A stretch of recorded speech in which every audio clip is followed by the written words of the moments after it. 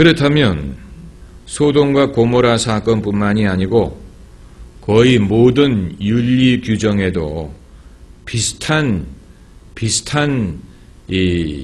비슷하게 이해할 수 있지 않겠느냐고 생각을 해볼 수가 있지요. 하나님께서 사람에게 명하신 대다수의 계명은 하나님의 만족을 위한 게 아니에요. 하나님의 만족을 위하여 이런 모든 것을 명하신 게 아니고 결국은 사람을 위한, 사람이 사람과 더불어 살게 하기 위하여 명하신 것이 그 관점에서 이해할 때 이해가 됩니다. 왜 하나님이 이런 세세한 것까지 간섭하실까? 그건 사람이 사람에게 잘못하는 것은 하나님에게 잘못하는 것이 되기 때문에 그렇습니다. 소자에게 잘못하는 것도 하나님에게 잘못하는 것이 됩니다.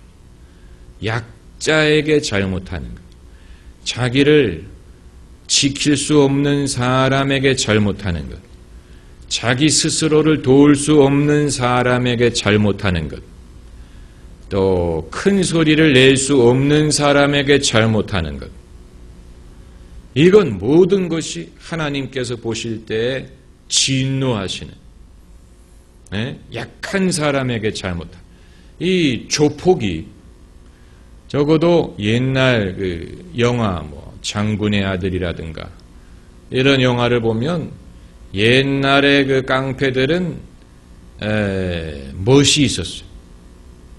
그들은 자기의 힘을 적어도 그 영화에서는 조선 사람을 위해서 썼어요. 조선 사람의 자부심을 위하여 그 힘을 썼어요. 그렇기 때문에 영웅 대접을 받았어요. 힘은 약자를 보호하기 위한 힘이라고 생각했어요. 그런데 요즘의 조폭을 보면 어느 조폭도 1대1로 당당히 겨루어가지고 일을 처리하는 조폭은 본 적이 없고 전부 다 떼거지로 몰려다녀. 떼거지로 몰려다녀가지고 한 사람을 이지매를 하고 돈을 빼앗고 이런 비겁한 그게 조폭이라면 누구든지 조폭할 수 있죠. 조폭 쉽죠. 그렇게 숫자로 하면 누가 못합니까? 그렇습니까? 안 그렇습니까? 1대1로 만약에 했다. 그건 1대1로 해가지고 이겼다. 그러면 존경이라도 할 수 있어. 그게 아니고 여러 명이 우르르 몰려와가지고. 그건 조폭, 그게 정말로 조폭이에요. 조직폭력. 그게 organized violence. 그건 힘도 아니고, 그건 정의도 아니고, 그건 비겁한 거예요. 힘을 얻으려는 이유가 무엇이냐? 왜 강한 자가 되려고 하느냐? 왜 큰 사람이 되려고 하느냐라고 할 때 힘을 얻어서 약한 자를 보호하기 위한 것이죠. 해병대가 정말로 해병대의 전통과 기풍을 살리려면 조국을 지킨다는 명분을 말하기 전에 자기들 내부의 약한 자를 지키는 모습부터 보여줘야죠. 자기들 내부에 잘 적응하지 못하고 따라하지 못하는 동료를 지켜주는 모습을 보여줘야 그게 대병대지요. 그게 아니고 자기들 내부에서의 약자조차도 지켜주지 않고 왕따를 하고 소위 기수여회를 시켜가지고 이건 해병대가 아니고 개병대지요. 누가 그걸 존경하겠습니까? 누가 그런 모습을 보고 나도 해병대가 되겠다라고 말하겠습니까? 그러니까 강한 군대를 만드는 거 좋지만 강하게 되는 이유가 무엇이냐를 생각해야죠. 강하게 되는 이유는 약한 자를 보호하기 위한 것인데 자기 내부의 약한 자도 보호하지 못하면서 어떻게 약한 자를 보호하겠다고 말하는 것입니까? 그게 바로 깡패 집단이지. 힘을 얻는 이유를 모르는 것입니다. 이건 윗사람부터 생각이 잘못된 것이죠. 윗사람부터 철학이 없는 거예요. 그래가지고 어느 엄마가 자기 자식을 군대에 보내려고 하겠습니까? 이스라엘처럼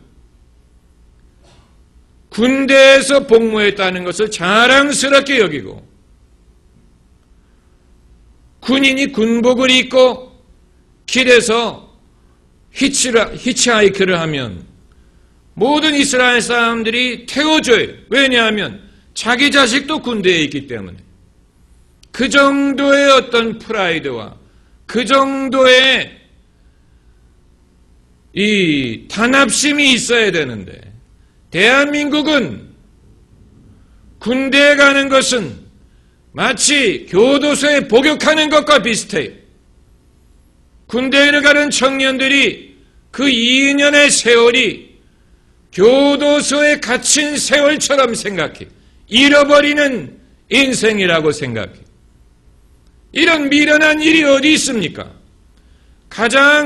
인생의 가장 귀한 20대 초반, 10대 말의 이 귀한 시간을 국가를 위하여 바치는 젊은이들을 위하여 군대 병영 문화가 유익하고 이후에 이들의 장래에 보탬이 되고 군대에 가서 귀중한 것을 배우고 또 자부심을 갖고 이렇게 해주지 못하고 그 시간을 완전히 허비하는 시간, 잃어버리는 시간으로 만들게 하는 어른들이 바보스러운 것입니다.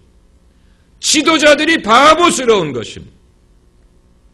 전쟁이 나면 죽는 것은 젊은이들이고 나이 든 사람은 말로 전쟁을 하지 입으로 전쟁을 수행합니다. 피를 흘리는 것은 젊은이들이에요.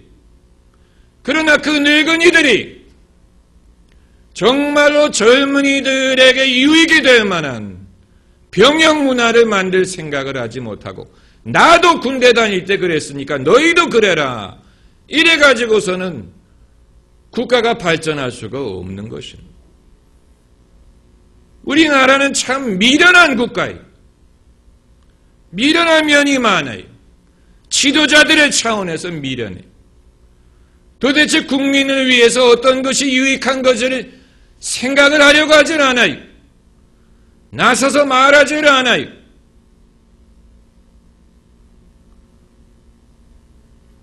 그리고 늘 입만 열면 창의력 얘기하고 무슨 이노베이션 얘기하고 말은 잘해. 정말로 창의력을 원하면